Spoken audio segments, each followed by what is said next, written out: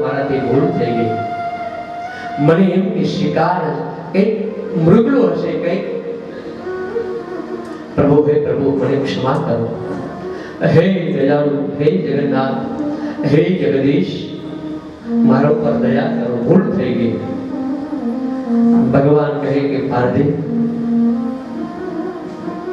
આવી ભૂલ આજે હતું એ જ પ્રમાણે કર્મનું ફળ પ્રાપ્ત થાય છે. તમે જે કર્મ કરો એ કર્મ તમારે ભોગવવું જ પડે. જે તમે કર્મ કરશો એ તમારે ભોગવવું જ પડશે. આજે ને કાલે ને પરમ દિવસે વર્ષો પછી એ કર્મનું ફળ એ ભોગવવું જ પડે. એ દુઃખ હોય કે ગમે તે ભલે કરવા પડે છે. અંતે સૌને નડે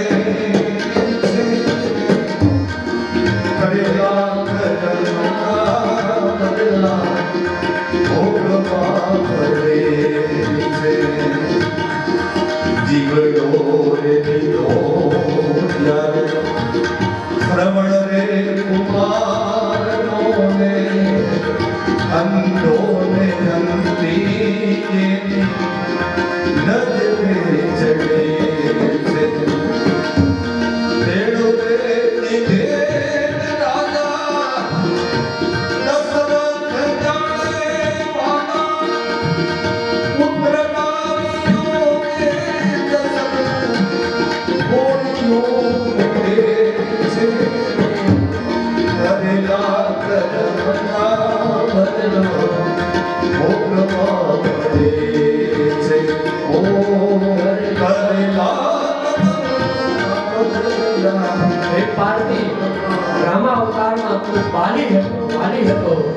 સુગ્રીવને તમારા બેનું યુદ્ધ થયું અને એ વખતે પણ મેં ઝાડની પાછળથી જ બાણ મારી દીધું. ભગવાન સુખદેવજી મહારાજ પરીક્ષિત રાજાને કહે કે હે રાજન, પ્રભુ પરમાત્મા 11 વર્ષ અને 52 દિવસ સુધી ગોકુળમાં રહ્યા. 14 વર્ષ સુધી પ્રભુ મથુરામાં રહ્યા અને 100 વર્ષ સુધી પ્રભુ દ્વારકામાં રહ્યા. આમ પ્રભુ 125 વર્ષ સુધી આ પૃથ્વી પર રહ્યા અને ભગવાન નારાયણ પછી વૈકુંઠ લોકમાં રહ્યા. એ કથા કઈ સંભળાવી. દ્વાદશ સ્કંદની અંદર એકાદશ સ્કંદને પૂર્ણ કરી એ દ્વાદશ સ્કંદની અંદર કલિયુગનું વર્ણન બતાવ્યું. કલિયુગ કેવળ નામ આધારા. આ કલિયુગનું વર્ણન છે. કેવળ એ નામ, એક જ નામ જ એક કલ્યાણ કરે. કેવળ ભગવાનનું સ્મરણ કરીએ એ જ કલ્યાણ કરે. કલિયુગ કેવળ નામ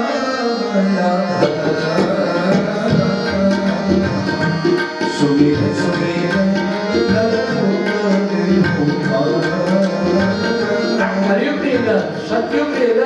સત્યનું પાલન કરો, હજારો વર્ષો સુધી તપ કરો, ત્યારે પ્રભુ પ્રસન્ન બને. ત્રેતાયુગમાં તમે યજ્ઞ કરો ત્યારે પ્રભુ પ્રસન્ન બને. દ્વાપરમાં તમે દાન કરો ત્યારે પ્રભુ પ્રસન્ન બને. પણ કલિયુગમાં કેવળ કીર્તન કરો ભગવાન. ઓ કલિયુગ કેવળ નાદ ધારા સુમિર સુમિર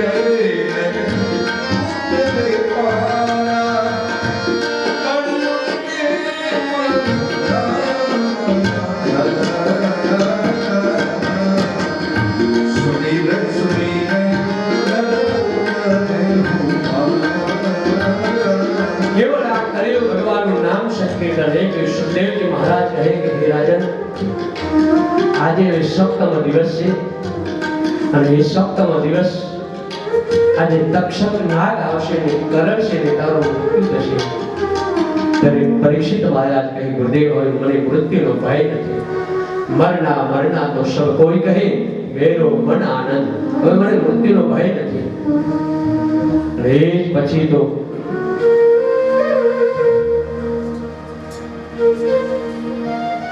પરીક્ષિતના દીકરા જન્મે છે, ચારે બાજુ પહેરો ભરાવી દીધો, કોઈ અંદર પ્રવેશ ન કરે. એક બ્રાહ્મણ રાજાના એના જોડે વિદ્યા એ કદાચ કોઈને શ્રાપ આપી દે, કોઈને ભસ્મ કરી દે તો ફરીથી એને સજીવન કરી દેવાની શક્તિ હતી. એક સજીવન કરવાની શક્તિ. એટલે આ તક્ષકે જોયું કે તું ક્યાં જાય છે? તો હું રાજા પાસે જાઉં, મહેલમાં જાઉં. તો શા માટે? તો કે અમારા રાજાને તક્ષક કરવાનો છે તો ફરીથી હું સજીવન કરું. તો તારામાં એટલી તાકાત? તો કે હા. પણ તક્ષકે એક બાજુમાં ઝાડ હતું, ઝાડને પાડીને ભસ્મ કરી દીધું. હવે કાને સજીવન કરી દે. બ્રાહ્મણે પોતાની મંત્ર દ્વારા, મંત્ર શક્તિથી એ ઝાડને સજીવન કર્યું. તક્ષક કહે ભાઈ તું આમ જાય તને શું મળશે? તો કે મને સોના. કેટલી? તો કે આટલી. હું એનાથી તને 10 ગણી તને સોના મોહર આપીશ. સમય વીતતા અંદર પ્રવેશ કઈ રીતે કરવો? એક પુષ્પની માળા લઈ, ફૂલ વેચવાળા એ ફળફળાદી લઈ અને રાજમહેલમાં ગયો. એને એ વખતે તક્ષકે એક કીડાનું સ્વરૂપ લીધું અને એ ટોપલાની અંદર આવી વિરાજમાન થઈ ગયા. સુખદેવજી મહારાજ પરીક્ષિત રાજા પાસેથી પછી વિદાય લઈ લીધી. આવા જો પરીક્ષિત મહારાજ સમાધિમાં ધ્યાનસ્થ થઈ ગયા. ધ્યાનસ્થ થઈ અને છ ચક્રને છેદન કરતા કરતા કરતા પોતાના પ્રાણને બ્રહ્મરંધ સુધી લાવ્યા છે. અને બ્રહ્મરંધમાંથી લાવી ગુરુને યાદ કરી સહસ્ત્રદળ ચક્ર ઉપરથી સંતો એવું કહે કે તક્ષક તો પછી કર્યો, એના પહેલા પરીક્ષિત મહારાજે પોતાના પ્રાણ ત્યજી દીધા. તક્ષક આવ્યો ને પુષ્પની માળા, અને એ જ વખતે તક્ષકે મૂળ સ્વરૂપમાં આવી અને પરીક્ષિત મહારાજે દર્શ આપી છે. એ કથા કહી સંભળાવી શુદ્ધ નામના પુરાણી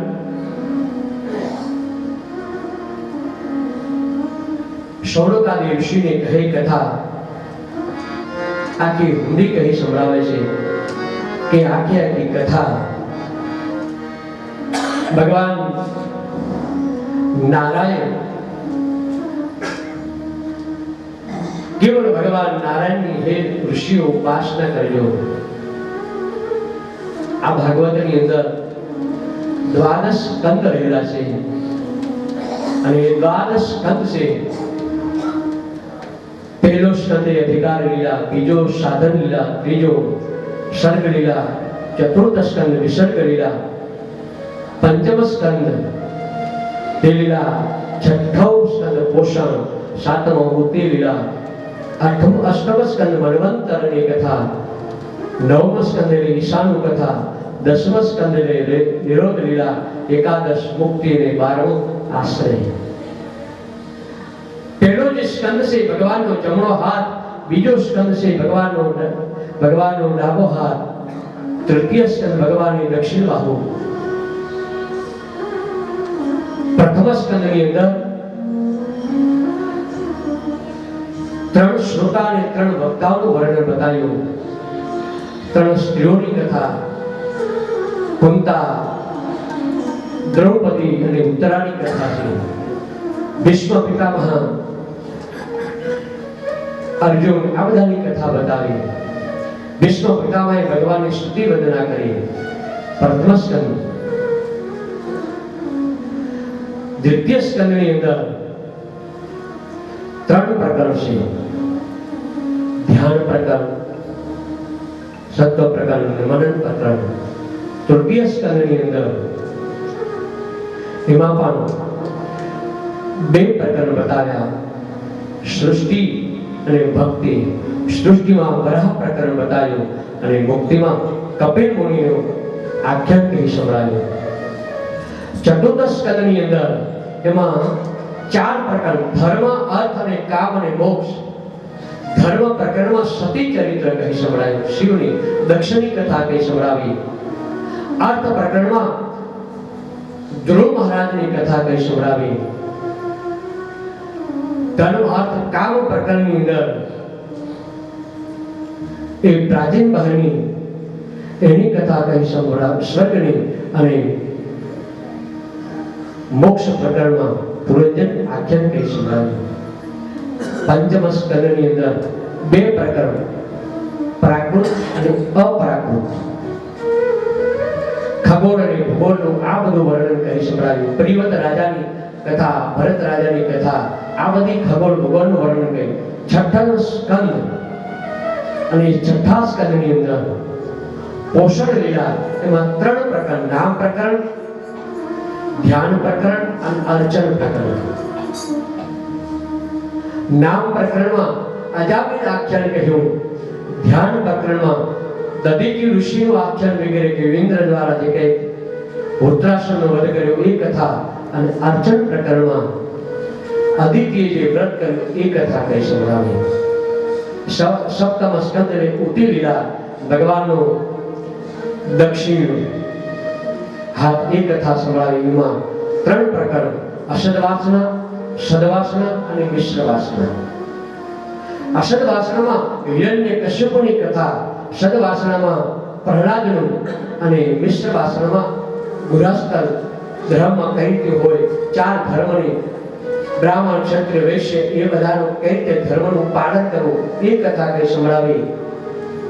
આઠમા સ્કંદને એટલે મન્વંતરની કથા, ભગવાનનું દક્ષિણી સ્તન, એમાં ચાર પ્રકરણ, હરિસ્મરણ, સર્વદાન પ્રકરણ, સ્તોત્ર એ કથા, ગજેન્દ્ર મોક્ષની, સમુદ્ર મંથન અને બલિ રાજાની કથા કઈ સંભળાવી. નવમા સ્કંદની અંદર બે પ્રકરણ, એક ભક્તિ અને પુષ્ટિ.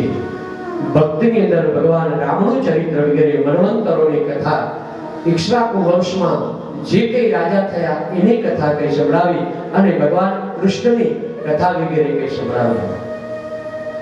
દસમા સ્કંદ એટલે નિરોધ લીલા, એમાં ચાર પ્રકરણ, જન્મ પ્રકરણ, તામસ પ્રકરણ, રાજસ પ્રકરણ, સાત્વિક પ્રકરણ. આ કથા જન્મ પ્રકરણ ભગવાન કૃષ્ણના જન્મની મહાત્માની એ કથા કઈ સંભળાવી. એકાદશ સ્કંદની અંદર જીવ મુક્તિ અને બ્રહ્મ મુક્તિની કથા કઈ સંભળાવી.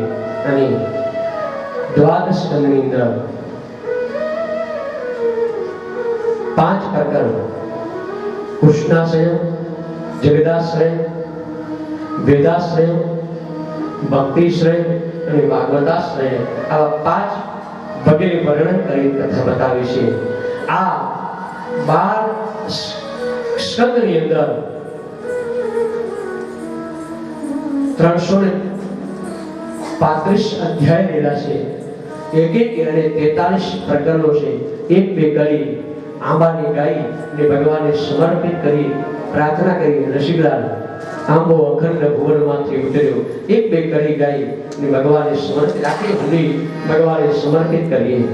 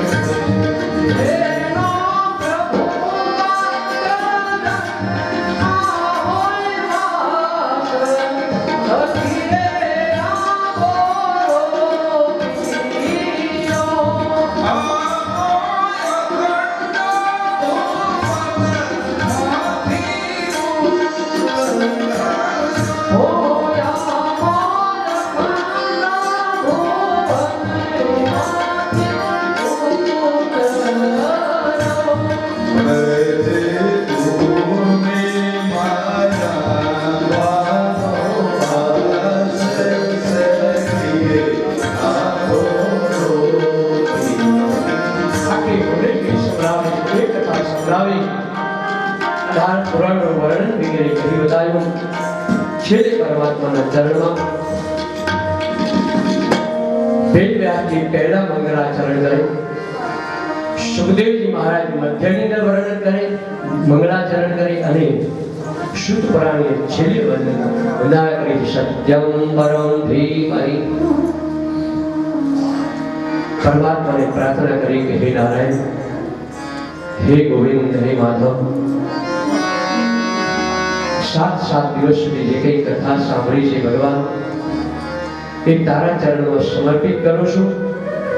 તે કઈ જે શક્તિ આપી, જે ભક્તિ આપી, તન અને મનથી હે પ્રભુ, હે પરમાત્મા, જે કઈ કથા સાંભળી છે એ તારા ચરણોમાં સમર્પિત કરું છું. અને સમસ્ત પિતૃઓને હે પરમાત્મા એ આત્માને સદગતિ આપજે. એ પરમાત્મા હે નારાયણ, અમારી મનોકામના સિદ્ધ કરજો. પરમાત્માની અનન્ય કૃપા છે. ખૂબ યથાર્થ પ્રયત્ન દેરાણી જેઠાણીનો ખૂબ યથાર્થ પ્રયત્ન. મન સિદ્ધ હોય તો કાર્ય સિદ્ધ થાય.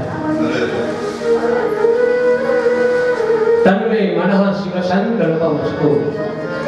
તમે સંકલ્પ કરો, મન અલગ રહે તો કાર્ય સિદ્ધ થાય. અને આજે એ કાર્ય પૂર્ણ થયું. આજે દિવંગત થઈ ગયેલા પિતૃઓને સદગતિની પ્રાપ્તિ થઈ અને એ પિતૃઓ કેટલા આનંદમાં છે. સુંદર સરસ આયોજન કર્યું. તથા જે કંઈ મેં મારા ગુરુ પાસેથી સાંભળી, ગુરુ પાસેથી હું જે કંઈ શીખ્યો, મારી મતિ અનુસાર, મારી બુદ્ધિ અનુસાર મેં આપણી સામે કથાની રજૂઆત કરી. કારણ કે દવા કરવી હોય તો એમને ન ઉતરે, એના માટે થોડો ગોળ મધ વગેરે લેવું પડે. એમાં કથાને સમજવા માટે દ્રષ્ટાંતો લેવા પડે. કારણ કે એમને ડાયરેક્ટ કથા ન હોય તો એકલા તમે જો કૃષ્ણ એકલા મંત્ર બોલ્યા રાખીએ ભાગવત તો ખબર ન પડે. પણ કથાને સરળ બનાવી, જેટલી મારી મતિ અનુસાર, જેટલું મને અંદરથી જે ગુરુ કૃપા જે પ્રાપ્ત થઈ, મેં તો ઘણી વખત નક્કી કર્યું હોય જ્યારે અહીંયાથી જઈએ ને પછી ત્યાં પણ આ જઈને વાંચન કરતા હતા. ઘણી વખત હું બધું લખીને આવું કે આજે મારે આ બોલવું છે કે આ પ્રમાણે મારે, પણ એ મારું કશું જ ના આવે. આ વ્યાસપીઠ ઉપર બેસો ને જે ગુરુની કૃપા થાય, ઠાકોરજીની કૃપા થાય, બસ એ ઠાકોરની કૃપાથી મેં આપણી સમજ ઠાકોરજીનું ગુણાનુવાદન, ભગવાનના ભક્તોનું વર્ણન, આ બધી કથા કહેતા કદાચ કોઈ દ્રષ્ટાંત કીધું હોય, કોઈ પોતા ઉપર ન લેતા, કોઈને એમ ન લાગવું જોઈએ કે આ દ્રષ્ટાંત મને કહ્યું છે, મને ઉપદેશીને કહ્યું છે. કારણ કે આ તો છે ને બધાને સમજવા માટે અનેક કથાઓ, અનેક અલગ અલગ કથા, એના માટે અલગ અલગ દ્રષ્ટાંતો. કદાચ કોઈ પ્રકારની ભૂલ થઈ હોય તો આપ બધા વડીલ છો, માતાઓ છો, ક્ષમા કરજો. એક બાળક જાણી અને ક્ષમા કરજો. કારણ કે આપણા હૃદયમાં પણ ઠાકોરજી બિરાજમાન છે. અને ઠાકોરજીને કહેજો કે શાસ્ત્રી સતતા ભાગવત કથા આપના ગુણાનું વાદન ગાતા રહે. બસ તમારે એ આશીર્વાદ પ્રાપ્ત જે કંઈ ભગવાન મને જે કંઈ કાલે વાળા જે કંઈ મતી અનુસાર ગયો, સાથે સાથે કદાચ પૂજામાં તમે લેટ પડે, મારે કદાચ શાસ્ત્રીજી કીધું કેમ બોલાયા, કંઈક કકડાય તો એક ક્ષમા કરજો. કારણ કે ટાઈમસર પૂજા થાય તો ટાઈમસર, કારણ કે પૂજા એક ખૂબ મહત્વની હોય. કારણ કે એમની પાસે પાઠ ના બધું તમારા રસિકભાઈ સંગીત વાળા સ્ટાફ તમે કદાચ કહ્યું કદાચ ભજન ન પણ બોલાયું હોય તો એક ક્ષમા કરજો. અને ઘણી વખત કેવું હોય, અમારે અમે જે બોલતા હોય ને એ અવાજ અમને મળવો જોઈએ. એક અમે જે કંઈ બોલી છીએ અમને આ બંને મોનિટર આ બે મૂક્યા છે ને એ અમારા માટે મૂક્યા છે. જે પાછળ બે કોલમો છે ને એ તમારા માટે છે કે અમે શું બોલી છીએ અમને અવાજ સંભળાવવો જોઈએ. એટલે શું કે એ અવાજ થોડો વધારે પડ્યો હોય, તમને કઈ અવાજ વધારે તકલીફ પડી હોય તો સંગીત સ્ટાફ દ્વારા આપ બધા પાસેથી ક્ષમા માંગુ છું. સાથે સાથે જે કંઈ અહીંયા વ્યવસ્થા કરી અને તમને કંઈ તકલીફ પડી હોય તો બેન તરફથી બંને દેરાણી જેઠાણી તરફથી ક્ષમા માંગી. જેટલી વ્યવસ્થા બની એટલી બેને તમને વ્યવસ્થા બધી, જો કે ઘર જેવું તો ન જ હોય, ઘર જેવી સુવિધા પણ એ પહેલા દિવસે કહ્યું હતું, શિખંડ પૂરીને પાત્રા નથી એ યાત્રા, પણ ભજનની વધે માત્રા માટે છે યાત્રા. સરસ બેને આયોજન કથા માટે સુંદર આયોજન કર્યું. હીટરથી માંડીને બધી વ્યવસ્થા, તમારે ઠંડે પાણી નાવું ન નાવું પડે, સુંદર જમવાની સાત્વિક ભોજનની આપણે બધાએ તાળીઓથી બંને બહેનો તાળીઓથી ઉઠાવી. બસ એક જ સત્કર્મમાં બધા કરતા રહીએ. દવે પરિવાર દ્વારા જે કંઈ આયોજન કર્યું છે એ દવે પરિવાર દ્વારા ભગવાન નારાયણની આપણે બધા એક જ પ્રાર્થના કરી કે હે પરમાત્મા, આ તમારી મોક્ષ ગતિ સદગતિની પ્રાપ્તિ કરાવજો.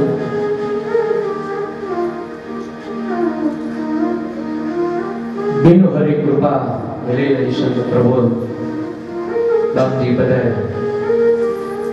જો સાહેબ હું દરેક વખતે કહું, આપણું કાર્ય ત્યારે જ પૂર્ણ થાય જ્યારે આપણે ત્યાં કોઈ સંત પધારે તો. સંત પધારીને સમજી લેવાનું આપણું કોઈ કાર્ય સિદ્ધ થઈ અને આપણે પૂર્ણ થઈને એ જ વખતે બાપજી પધારે. બાપજીનું સ્વાગત છે. કથામાં કોઈ તકલીફ, વધારે તમારે સમય લીધો હોય, વધારે બેઠા હોય તો પણ ક્ષમા કરજો.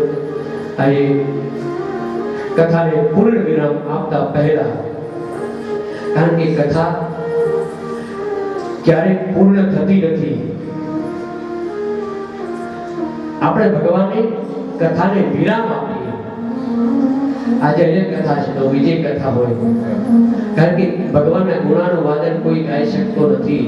અષ્ટગિરી સમંસ્યા ગર્જનમ સિંધુ પાત્રે શ્રુતર્વર શાખા લેખિની પત્ર ઉર્વે લિખિત યદિ ગૃહીત્વા શારદા સર્વકાલમ તદવિદ ગુણાનાં વિષપારમ્યા.